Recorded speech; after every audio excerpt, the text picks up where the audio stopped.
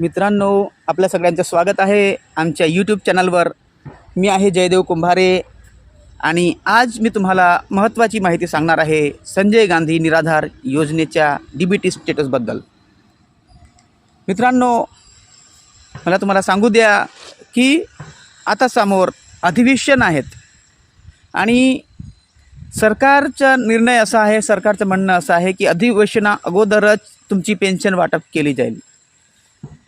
म्हणून मी सरकारी ऑफिसमधून माहीत केलेलं आहे की तुमची जे पेन्शन आहे ते अधिवेशना अगोदरच येईल आणि 6 तारखेच्या अगोदरच तुमची पेन्शन येणार आहे।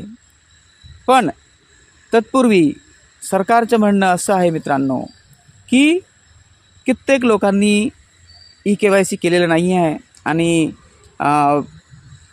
आधार स्टेटस काही लोकांच्या बरोबर नाही आहे, त्यांचा DBT नाही होत आहे।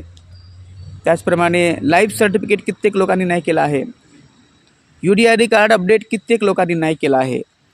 म्हणून मी तुम्हा सगळ्यांना सरकारकडून असं म्हणतो की तुम्ही सगळे करून घ्या, लाईफ सर्टिफिकेट भरून घ्या।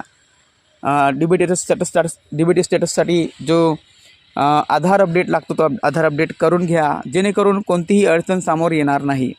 कारण 6 मार्चपर्यंत तुमची पेन्शन येणारच आहे। कारण समोर अधिवेशन आहेत आणि सरकारचा निर्णय असा आहे की अधिवेशनाच्या अगोदरच तुमची पेन्शन वाटप होईल। कारण काल परवाच मी तुम्हाला GR दाखविला सरकारच्या, आणि त्या GRमध्ये स्पष्ट असं म्हणणं आहे सरकारचं की लवकरात लवकर पेन्शन वाटपाचे काम होईल आणि आदेश दिलेले आहेत दिव्यांग विभागाला, दिव्यांग मंत्रालयाला, जे दिव्यांग मंत्रालयाचे जे नवीन प्रशासकीय विभाग सुरू झाला त्याला, की लवकरात लवकर पेन्शन वाटपचे कामं सुरू करा, म्हणजे लवकरात लवकर तुमची पेन्शन येईल आणि पोर्टलवर सूचना पण लवकरात लवकर येईल असं सरकारनं म्हटलं आहे मित्रांनो।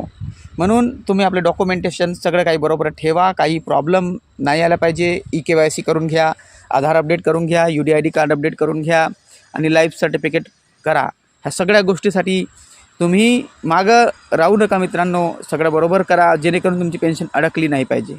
Thank you for joining with me. Subscribe करा आमच्या चॅनलला, लाईक करा, हाईप करा। Thank you for joining with me.